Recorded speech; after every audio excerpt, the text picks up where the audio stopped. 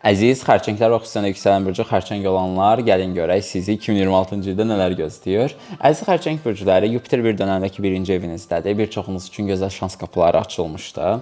Xüsusən də dediklərim ən çox yüksələn xərçənglərə aiddir. Bir dönəmdəki şanslı və gözəl enerjilər yavaş-yavaş təsirin başlayıb və 2026-da sizin üçün olduqca gözəl və şanslıdır. Siz 2026-nın ən şanslı burcularından birisiniz. Sizin üçün olduqca düşərli və gözəl enerjilər var. Ümumiyyətlə xərçəngləri son 1-2 ildir ki, hər şey yaxşıdır. Daha yaxşıdır da, indi demirəm bombadır həyatınız, amma xüsusən də yüksələn xərçəng olanlar üçün çox şanslı və dəstəkləyici şeylər var. Xüsusən əziz yüksələn xərçənglər, bir dönəmdəki Yupiter birinci evinizdə idi. İnanc, mənəviyyat, ruhsallıq həyatınızda gündəmdə idi. Şans sizdən yana idi, bolluq bərəkətiniz artmışdı və bu belə də davam edəcək. 2026-cı ilin ilk 6 ay ərzində olduqca şanslısınız, maddi enerjilər yüksəkdir, uğurlar yaxşıdır. Yəni mənəvi, ruhani, spiritual enerjilər sizdən yanadır, olduqca dəstəklənirsiniz, qorunursunuz, tanrısal qoruma üzərinizdədir, belə ekstra gözəl gülü çiçəkli enerjilər sizlə bir yerdədir. Bununla yanaşı əziz xərçəng burcuları, Saturn 10-cu evinizə keçəcək. 2026-nın fevralının 14-dən etibarən 3 il ərzində karyera mövzusunda Saturn sizin üzərinizdə olacaq, ən başınızda olacaq və bir çox şey təsir edəcək. Sizin üçün Saturnun qoça keçməyə çox bərk təsir edəcək. Bəs bu nə deməkdir? Bu deməkdir ki, karyeranızla bağlı biraz sınanacaqsınız. Amma həqiqətən də nə edirsiniz, siz nə istəyirsiniz, nə istəmirsiniz, bunu anlayacaqsınız və daha professional olmağa başlayacaqsınız, daha bərkiyəcəksiniz, ağıllanacaqsınız, güclənəcəksiniz, bəlkə bəzi qorxularınızla üzləşəcəksiniz. Yəni, həm sərt mübarizəli, karyera ilə bağlı zorluqların olacaq, amma həm də sizi böyüdüb bərkidəcək və ümumiyyətlə sizə önəmli dərslər verəcək 3 illik bir perioda girəcəksiniz, əziz xərçənglər. Bundan əlavə, əziz xərçəng burcuları 2026-cı ilin ikinci yarısındasa Yupiter ikinci evinizə, yəni pul evinizə keçir. Bolluq, bərəkət və şans, zənginlik sizdən yanadır. 2026 ən bərəkətlidir xərçəng burcuları üçün. Həqiqətən də, yəni xərçəng burcuları 2026-nın ən bərəkətli burcudur deyə bilərəm bəlkə də. Zənginlik enerjisi sizdən yanadır. Həyatınızda bolluq bərəkətin artdığını görə bilərsiniz, xüsusən də yüksələn xərçənglər. Bununla yanaşı 2-8 tutulmalarınız olacaq. Əziz xərçəng burcuları, maddi olaraq dəyişim yaşayacaqsınız. İndi 2-8 tutulmalar nə deməkdir? Pul həyatınızla bağlı böyük dəyişim və spiritual mövzularla bağlı böyük dəyişim olacaq deməkdir. Bu nə ola bilər? Maddi olaraq yeni bir işə keçə bilərsiniz, işinizdə dəyişə bilərsiniz, işiniz böyüyə bilər, işinizdən böyük pullar qazana bilərsiniz. Bəzən karmalarınız ağırdısa tam tərsinə işdən çıxma ya da maddi zorluqlar olaraq ola bilər. Bu həm öz pulunuz, həm də həyata ulaşan qazancı, ortaqlıq işdən gələn qazanclar, başqa yerdən gələn pullar, borc, kredit, miras kimi mövzularla bağlı transformasiya enerjisi əsə bilər. Seksual mövzularla bağlı dəyişimlər, spiritualizm, enerji, sehir, daha çox sehir, magiya mənasında transformativ enerjilər var. Xərçəng burcuları onsuz da doğuşdan sehirə sahibdirlər və o sehrin oyandığını görə bilərsiniz, əziz xərçəng burcuları. 3-9 tutulmalarınızda hələ də davam edir. 2025-dən bəri bu tutulmalar sizdə gedirdi və hələ də getməyə davam edir. Bu tutulmalarsa 2024-ün sonundan başlayıb sizdə təxminən.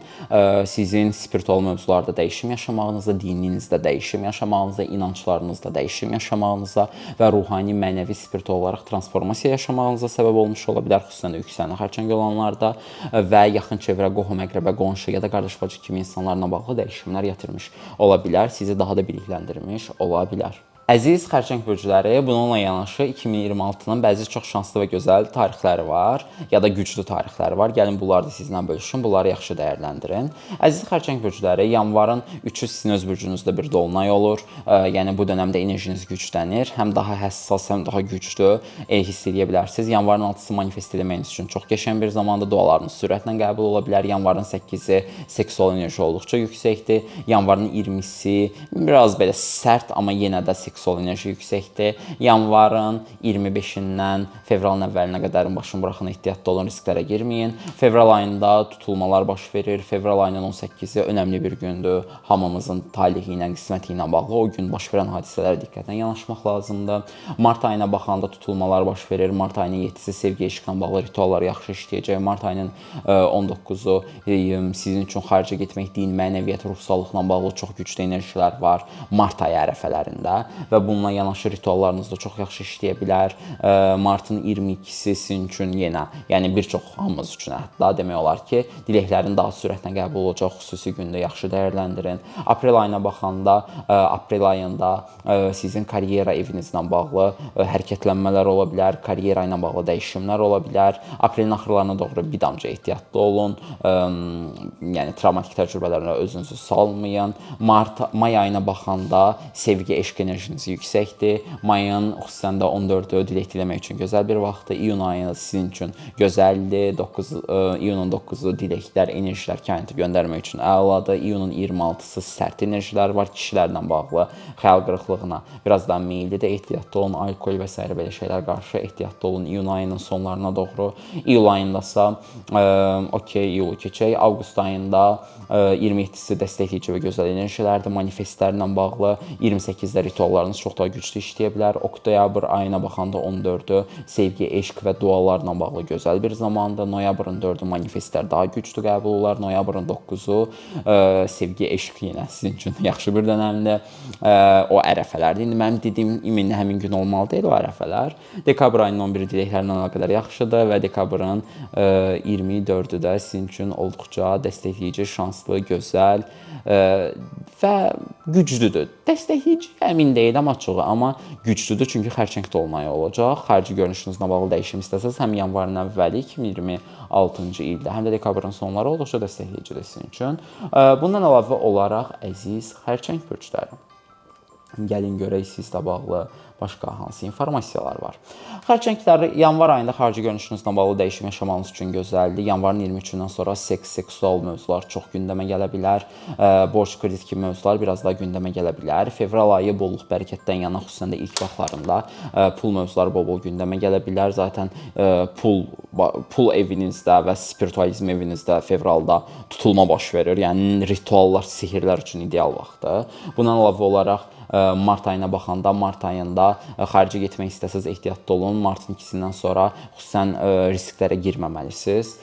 Mart ayında 6-sı karyeradan yana çox şanslı bir dönəmə girəcəksiniz və karyeradan yana böyük uğurlar, şanslar bir dönəm düz martın 30-una qədər davam edə bilər. Martın 30-undan sonra da karyeradan yana gələn qazancla bağlı və ümidləriniz, arzularınız, xəyallarınız, dostluqlarınızla bağlı şanslı bir dönəmə girəcəksiniz. Mart ayının 20-sindən sonra karyeranızda daha çox parıldaya bilər, iş yolda bilərsiniz. Aprel ayına baxanda ailə, ev, yuva gündəmə gəlir. Aprelin 9-dan sonra karyera mövzuları biraz sərt ola bilər, biraz mübarizələriniz ola bilər. Apreldə bol-bol karyeranız gündəmdədir, əsaslı fokusunuz karyerada. Aprelin 24-dən sonra dualarınız daha sürətlə qəbul ola bilər.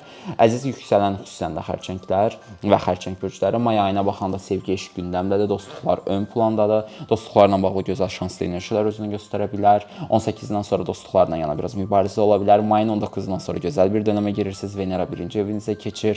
Şans, sevgi, eşq hamısı zirvədə və gözəl bir şəkildə yaşana bilər. Mayın 21-də bir damcı depressiv hiss edə bilərsiniz. O ərəfələrdə bir dönəm, sırf həmin gün yox, amma o ərəfələrdə. İyun ayına baxandasa, iyunun ayının 28-nə qədər çox aktiv, hərəkətli bir dönəmdir. İyun ayının 13-dən sonra çox bərəkətli bir dönəmdir sizin üçün. Zaten iyunun 30-undan da Jupiter 2-ci evinizə keçir. Double bərəkətli, yəni dəhşət bərəkətlidir iyun, avqust, dəhşət. Başınızdan pul yağa bilər. Sadəcə gizli düşmənlərə qarşı iyunun 28-dən sonra ehtiyatlı olun. İyun ayında iyunun 29-u Merkur retrosu olacaq və sizin öz bürcünüzdə olacaq deyə biraz çox təsir edəcək.